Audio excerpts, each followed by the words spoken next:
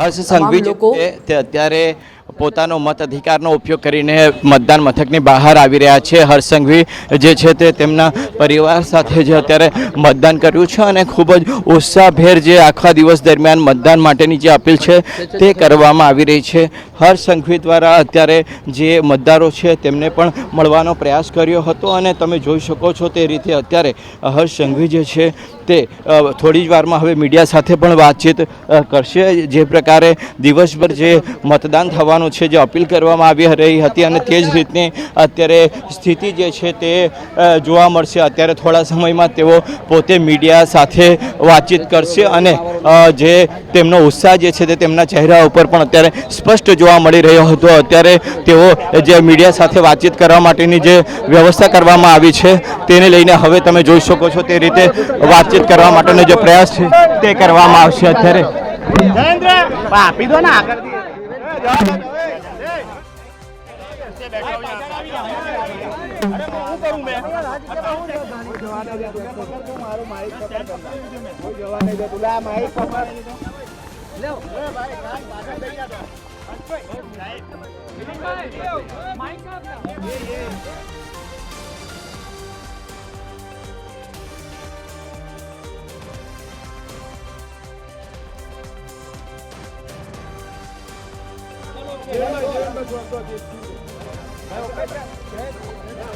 તો આ ચૂંટણી માત્ર સ્થાનિક નેતૃત્વ પસંદ કરવાની નથી, પરંતુ વિકાસ અને જનસેવાના મુદ્દાઓ પર લોકોનો નિર્ણય રહેશે.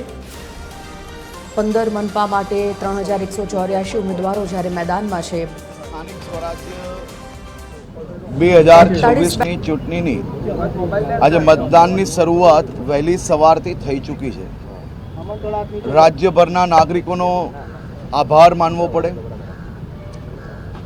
કે વહેલી સવારથી જ આ રાજ્યના હિતમાં, આ રાજ્યના વિકાસને વધુ ગતિ આપવા માટે વર્ષો વર્ષથી ચાલતી રાજ્યની જોડી, રાજ્યના નાગરિકો અને સૌ કાર્યકર્તાઓ એ આજે વહેલી સવારથી ફરી એકવાર આ જોડીને હજી વધુ મજબૂત બનાવવા માટે વહેલી સવારથી મતદાન કરી રહ્યા છે. સુરત શહેરમાં બી આજે તમામ ક્ષેત્રોમાં મતદાન ઝડપથી થઈ રહ્યું છે અને વ્યવસ્થા બી સરકાર દ્વારા, ઇલેક્શન કમિશન દ્વારા જે અદ્ભુત વ્યવસ્થાઓ કરવામાં આવી છે જેથી કોઈ બી જગ્યા પર લાઈનો બી એવી નથી લાગતી.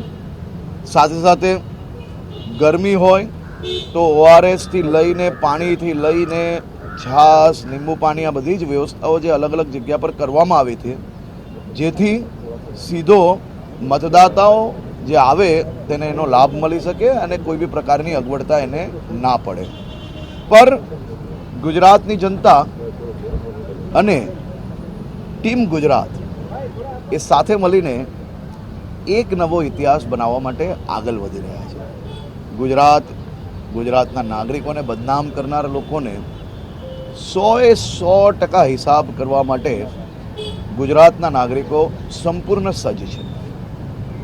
લોકોમાં એક અનેરો ઉત્સાહ જોવા મળી રહ્યો છે. લાંબી લાઈનો છે કારણ કે ગરમી ચાલી રહી છે. લોકો વધુને વધુ મતદાન કરવા નીકળી રહ્યા છે. જો આજે કુદરત બી મહેરબાન છે, વાતાવરણ બી સારું છે અને આપ જોઈ શકો છો કે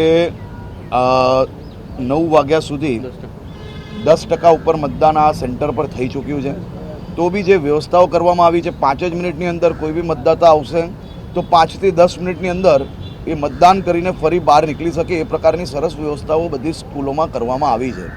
એટલે મતદાતાએ જરા બી ચિંતા કરવાની જરૂર નથી કે ગરમીમાં કેટલું ઊભું રહેવું પડશે, શું થશે, એવી કોઈ પરિસ્થિતિ નથી. ખૂબ સારી પરિસ્થિતિ છે, ખૂબ સારી વ્યવસ્થા છે.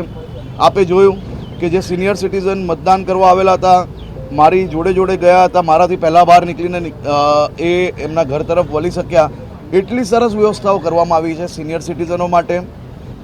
ખાસ કરીને જે સિનિયર સિટીઝન ચાલી નથી શકતા તેના માટે વ્હીલચેરની વ્યવસ્થાઓ, આવા લઈ જવા માટેની વ્યવસ્થાઓ, આ બધી જ જે વ્યવસ્થાઓ કરવામાં આવી છે જેથી કોઈ બી મતદાતાઓએ કોઈ બી પ્રકારની એને તકલીફ ના પડે તે માટે આ વ્યવસ્થાઓ કરવામાં આવી છે. અને બેફિકર તમામ લોકો પોતપોતાના ઘરેથી નીકળીને મતદાન સેન્ટર તક જઈ શકે છે.